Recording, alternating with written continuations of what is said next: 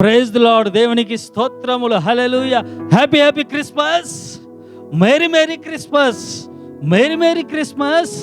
Happy happy Christmas. I greet you, we greet you. I wish you merry Christmas to everyone. We wish you merry Christmas.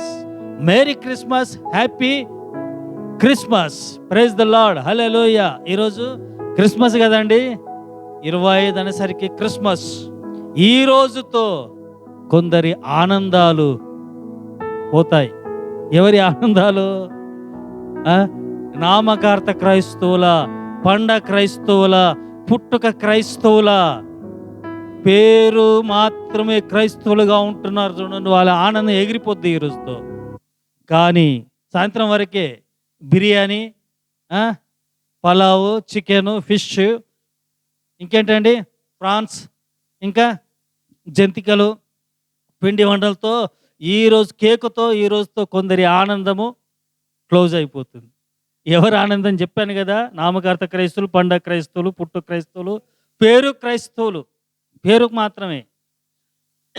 కానీ నిజమైన క్రైస్తవుల ఆనందం ఎప్పుడు ఉండిపోద్ది. హల్లెలూయా. 25 వచ్చినా 26 వచ్చినా క్రిస్మస్ వారికి ఆనందము, ఆ రక్షణ ఆనందం వారిలో ఉంటుంది కాబట్టి వారు జడియరు, భయపడరు.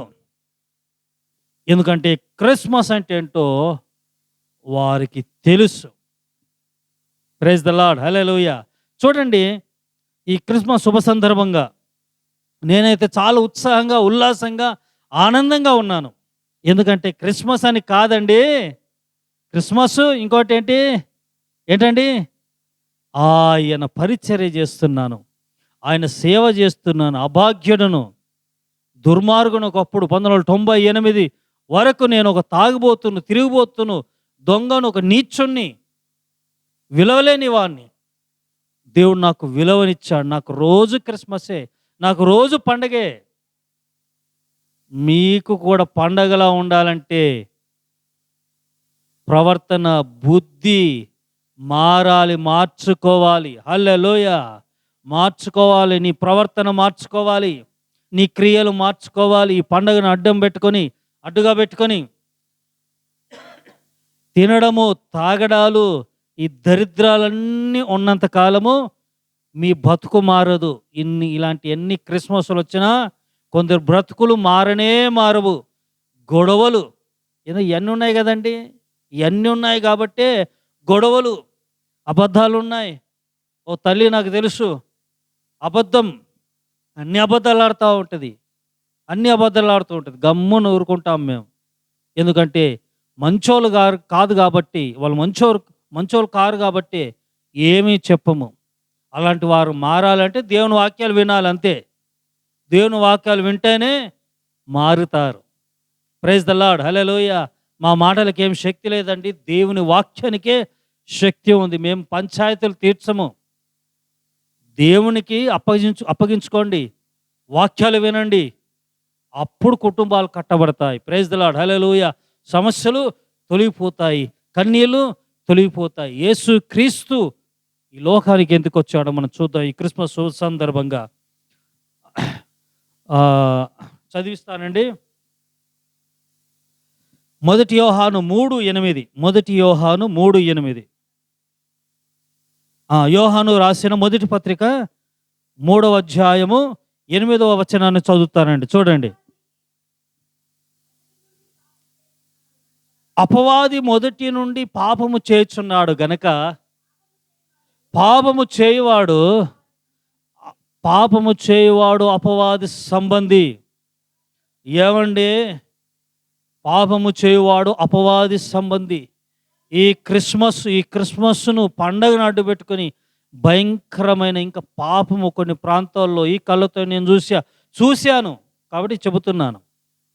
ఇంకా కొన్ని ప్రాంతాల్లో పాపం పెచ్చుమెరుతూ ఉంది, ఎక్కువ అవుతా ఉంది. చదవండి అమ్మా. అపవాది, ఇదిగో ఈ అపవాది క్రియలను లయపరచటానికే దేవుని కుమారుడు ప్రత్యక్షమాయను ఆయన జన్మించాడు. ఎందుకో తెలుసా? అపవాది క్రియలను లయపరచటానికి. ఏమండి? అపవాది క్రియలను లయపరచటానికి. To destroy devil, work of devil he has come. Hallelujah! ఈ లోకానికి ఇంకా ఆయన బాలయేసుగా లేదండి. ఆయన బాలయేసుగా లేడు. ఆయన రాజుల రాజు, ప్రభుల ప్రభుగా ఆయన మన మధ్యలో నివాసం చేస్తున్నాడు. Praise the Lord. హల్లెలూయా! ఎలా లయపరిచాడు అనంటే శిలువ మీద. చాలామంది అనుకుంటారు యేసుక్రీస్తు పుట్టడం వలన మాకు రక్షణ వచ్చేసింది, యేసుక్రీస్తు పుట్టడం వలన సంతోషం కలిగింది, రక్షణ ఆనందం కలిగింది. ఎలా రక్షింపబడ్డాని అంటే యేసుక్రీస్తు రక్తం చిందించడం వలన. ఆయన రక్తం ప్రతి పాపములు కడిగివేనని యోహాను పత్రికల్లో ఉంటుంది. ఏమండి? ఆయన చిందించడం వలన ఆ రక్తములో పాపక్షమాపణ ఉంది. పుట్టకములో రక్షణ ఆనందం ఉంది. రక్షణ ఆనందం ఉంది. కొన్ని నిశ్చయితలు ఉన్నాయి, వాగ్దానాలు ఉన్నాయి. అయితే మరణము చాలా ప్రాముఖ్యం. ఏమండి? యేసుక్రీస్తు పుట్టుక, ఆయన ఎందుకు పుట్టాడు, ఆయన ఎందుకు ప్రత్యక్షమయ్యాడు లోకంలో అంటే చెబుతాను. సాతాను, చదవండి మరలా. అపవాది క్రియలను, ఎవరి క్రియలనండి? సైతాను క్రియలను, సాతాను తంత్రములు, సాతాను క్రియలను లయపరచడానికి యేసు క్రీస్తు లోకానికి వచ్చాడు. Praise the Lord. హల్లెలూయా! ఏంటి సాతాను క్రియలంటే 21 చెబుతారు. 21 ఉన్నాయి, ఇంకా చాలా ఉంటాయి, కానీ నేను ప్రస్తుతానికి రాసుకుంది మాత్రము 21. ఒకటి, పోరాటం. ఏంటండి? పోరాటం. ఆరోగ్య సమస్యలు, అలాగే దీర్ఘకాల వ్యాధులు. 4వది మానసిక రుగ్మతలు. 5వది పాపం చేయటానికి వచ్చే శోధనలు, అలాగే పోర్నోగ్రఫీ. 7వది విడాకులు. 8వది గొడవలు. 9వది అల్లరితో కూడిన ఆటపాటలు. 10వది మోసాలు. 11వది నరహత్యలు. 12వది మానభంగాలు. 18వది పగలు ప్రతీకారాలు. 20వది అబద్ధ ప్రవచనాలు, దర్శనాలు. 21వది మత విద్వేషాలు. ఏంటండి? పోరాటాలు ఒకటి, ఏంటండి? పోరాటాలు, ఆరోగ్య సమస్యలు, దీర్ఘకాల వ్యాధులు, మానసిక రుగ్మతలు, పాపం, ఇవన్నీ ఉన్నాయి. 21 ఉన్నాయి. వీటన్నిటిని లయపరచటానికి యేసు క్రీస్తు పుట్టాడు. ఆమేన్ చెప్పండి. ఆమేన్. హల్లెలూయా! యేసు క్రీస్తు ఎందుకు పుట్టాడండి? ఇక్కడ 21 చెప్పాను నేను, మళ్ళీ చెప్తే సమయం సరిపోదు కాబట్టి చెప్పట్లే. ఇందాక నేను చెప్పాను కదా, మరలా మీరు వినండి. 21 పాపిష్టు సాతాను క్రియలు. ఇవన్నీ 21 ఉన్నాయండి. 21 సాతాను క్రియలను యేసు ప్రభు లయపరచటానికే ఆయన పుట్టాడు. Praise the Lord. హల్లెలూయా! కదండి. ఒక్కసారి మరలా ఈ వాక్యం చూద్దాం, చూడండి. రోమా 16:20. 1-2 వాక్యాలు. మనకి ఆ వీడియో జస్ట్ 15 నిమిషాల లోపే ఉంటుందండి. మీరు శ్రద్ధగా ఆలకించండి. క్రిస్మస్ అంటే ఏంటి, ఎందుకు దేవుడు ప్రత్యక్షమయ్యాడు అనంటే 21 ఈ పాపిష్టి సాతాను క్రియను లయపరచడానికి యేసుక్రీస్తు ప్రత్యక్షమయ్యాడు. రోమా 16:20 చదవండి. సమాధానకర్తయగు దేవుడు సాతానుని మీ కాళ్ళ క్రింద శీఘ్రముగా చితక తొక్కించును. తొక్కించడం వేరు, చితక తొక్కించు అంటే ఏంటి? కాళ్ళ కింద నలిపేస్తామంట. కాళ్ళ కింద నలిగిపోతాడంట. మన కాళ్ళ కింద నలిపేటట్టు చేస్తాడట. నలగొట్టి చిత్తగొట్టేస్తాం. అంటే వాడు రూపు రేఖలు లేకుండా మనకిచ్చాడు అధికారం. కానీ ఈ రోజులు ఏం చేస్తున్నారు? వాంతో చిత్తగొట్టుకుంటున్నారు కదా. అంతేనే కదమ్మా? వాణ్ణి చిత్తగొట్టించడానికి దేవుడు మనకు అధికారం ఇస్తే, వాడికి అబద్ధాస్తాలో పడి వాడి పాదాల కింద పడిపోయి మన బతుకులు, మన జీవితాలు చిన్నాభిన్నం అవుతున్నాయి, చితికిపోతా ఉన్నాయి కదా. ఆడు మనల్ని చితకదొక్కుతున్నాడు. ఏంటండి, చితకదొక్కుతున్నాడు వాడు. వాక్యమేమో వాడిని చితకదొక్కంటానంటే మనం ఏం చేస్తున్నాం, వాడికి మన జీవితమే ధారపోసేస్తున్నాం. ఏం చేస్తున్నాం, వాడి చేతి మొత్తం మనం వాడి చేతిలో ఉండిపోయేసరికి వాడు మనల్ని చితగొడతా ఉన్నాడు. చితగొట్ట రూపురేఖలు కొన్ని కుటుంబాలు కొందరు చితికిసి పోయాయి. కొన్ని కుక్కలు చించిన ఇస్తరాకుల కొందరు శాపం.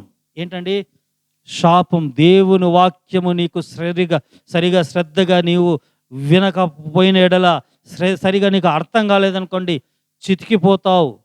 సాతాను నిన్ను చించేస్తాడు, నీ బ్రతుకులను చించేస్తాడు. యేసు ప్రభు ఎందుకు ప్రత్యక్షమయ్యాడు తెలుసా? నీవు వాడిని చితగొట్టాలి. హల్లెలూయా. కొలస్సీ 2:15 చూద్దాం, చూడండి. కొలస్సీ 2:15, 2:15 అక్కడ ఉంటుంది చూడండి.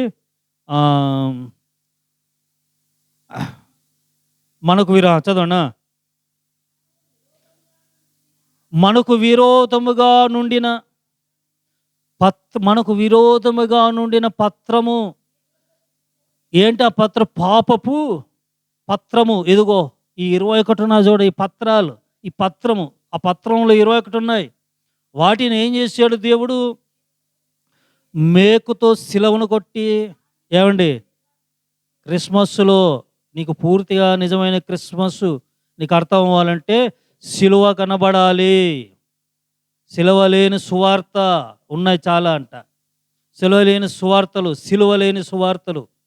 అయితే యేసు ప్రభువు ఏం చేశాడు? మీకు విరోధం అంటే మనకు విరోధముగా పౌలు అంటున్నాడు. చదవండి. మనకు విరోధముగా నుండిన పత్రమును మేకులతో సిలువగొట్టి దాని మీద చేరాతను తుడిచివేసి మనకు అడ్డము లేకుండా దాన్ని తీసివేసి.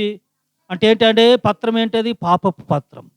సాతాను క్రియలను ఏం చేశాడు? ఆ పాప పత్రాల్ని చెరిపేసి తీసేశాడు.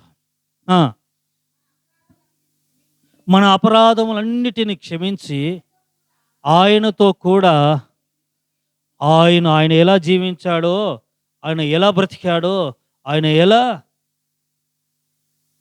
సాధించాడో అలా మనము కూడా జీవింపబడాలని యేసు క్రీస్తు సాతాను క్రియలను లయపరిచాడు. ఏం చేశాడు? ఆయన ప్రధానులను, అధికారులను నిరాదయాలుగా చేసేసాడు. శిలువ చేత జయోత్సవముతో వారిని వారిని పట్టి తెచ్చి బాహాటముగా వేడుకగా కనుపరిచారు. బాహాటము వేడుక చూపించాడు. దేవునికి స్తోత్రం కలుగుగాక. హల్లెలూయా. అధికారులను ఇంకా పత్రాన్ని తుడిచివేసి దాన్ని తీసేసి అధికారులు, ఏమండి, వాళ్ళందరినీ పట్టుకొని వచ్చే అధికారం. మనం పోరాడుతున్న ఎవరితో కదండి? అంధకార చీకటి సంబంధులైన అధికారులు కూడా ఉన్నారు. లోకనాథులు పట్టుకొచ్చేసాడు. బాహాటముగా ఏం చేశాడండి? వేడుకను చూపించాడు, కనుపరిచాడు. దేవునికి స్తోత్రం కలుగుగాక. హల్లెలూయా. అంటే నీవు ఈ క్రిస్మస్ రోజున ఏమండి సాతానును అనద్రొక్కాలి. సాతాను ఆడి చేతిలో పడద్దు, ఆడి కాళ్ళ కింద ఉండకూడదు. నువ్వు వాడే మీ కాళ్ళ కింద ఉండాలి. దేవునికి స్తోత్రం. Hallelujah. Once again merry Christmas, merry Christmas. Hallelujah. Happy Christmas. Merry Christmas. Happy Christmas. God bless you all. ప్రార్థన. పరిశుద్ధుడ జీవముల తండ్రి, నీకు స్తోత్రములు. అపవాది తంత్రములను, అపవాది క్రియలను లయపరచడానికి మీరు ప్రత్యక్షమయ్యారు. అపవాది క్రియలు మాకు తెలియజేశావు తండ్రి. వాటిని లయపరచడానికి లోకానికి వచ్చావు నాయన. నీకు స్తోత్రం కలుగును గాక. ఇంకా ప్రభా కొందరు ఇదిగో తండ్రి వాడు ఉచ్చుల్లో ప్రభా వాడిని అనదొరకాల్సిన మేము కొన్ని సమయాల్లో ప్రభా అయ్యా వాడు మమ్మల్ని తొక్కుతా ఉన్నాడు. లేదయ్యా, మేము ఈ సర్వసత్యాన్ని తెలుసుకున్నాం, వాడిని మేము అణగదొక్కినప్పుడే మాకు నిజమైన క్రిస్మస్. నేను ఈ వాక్యం ప్రతి బిడ్డను దీవించి ఆశీర్వదించమని యేసు నామమున ప్రార్థిస్తున్నాను తండ్రి. Amen. God bless you. God bless you all.